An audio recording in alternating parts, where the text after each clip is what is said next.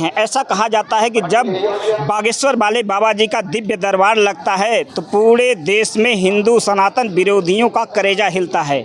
सारे सनातनियों को एक करने के उद्देश्य से जो पूज्य गुरुजी पूरी देश में भ्रमण करके जगह जगह अपनी कथा लगा रहे हैं, हिंदुओं को जगाने का काम कर रहे हैं। उसी उद्देश्य से बागेश्वर धाम से 21 नवंबर को यहाँ से पदयात्रा निकलना है।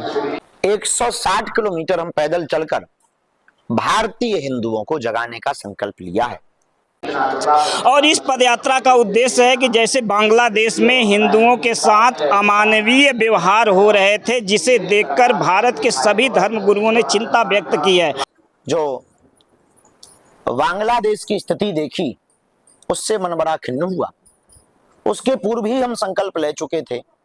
आने वाले समय के लिए हम लोगों को अभी से तैयार होना पड़ेगा।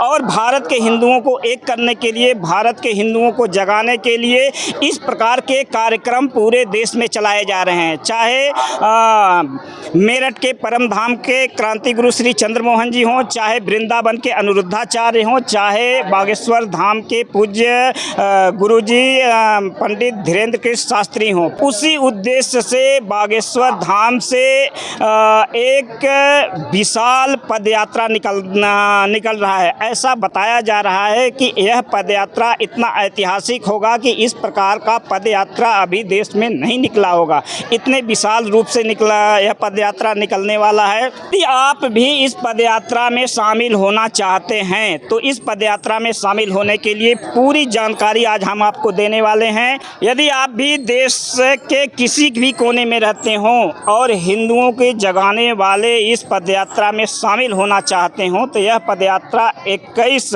नवंबर से बागेश्वर धाम से शुरू होगा और 160 किलोमीटर का यह पदयात्रा है। बीच बीच में हर 20 किलोमीटर चलने के बाद विश्राम भी होगा।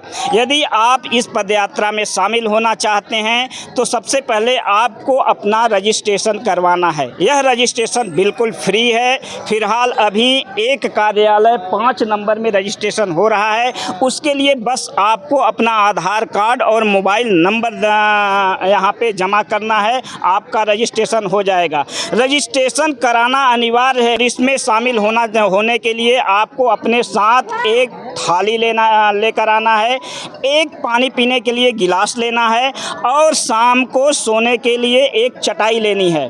और इस पदयात्रा में छोटे बच्चों को नहीं लाना है। इस पदयात्रा में बुजुर्गों को न तो लाना है न तो बुजुर्गों को आना है। और इस पदयात्रा में जो शारीरिक रूप से मानसिक रूप से अस्वस्थ है उनको भी इस पदयात्रा में नहीं आना है। आने के लिए गुरुदेव जी ने मना किया है। तो जो इसमें केवल युवा ही शामिल रहेंगे, बच्चे बुजुर्ग और बीमार शामिल नहीं रहेंगे।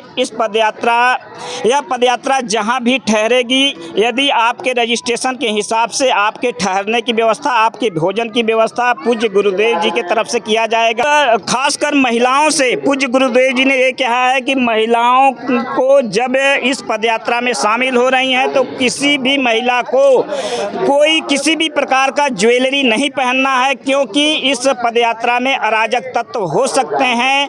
और सुरक्षा की दृष्टि से आप सोने चांदी का किसी भी प्रकार का ज्वेलरी पहन करके इस पदयात्रा में न शामिल हों, क्योंकि पूज्य गुरुदेव जी ने ये संकल्प लिया है पूरे देश में हिंदुओं को एक करने के लिए। उसी उद्देश्य से यह पदयात्रा निकाली जा रही है।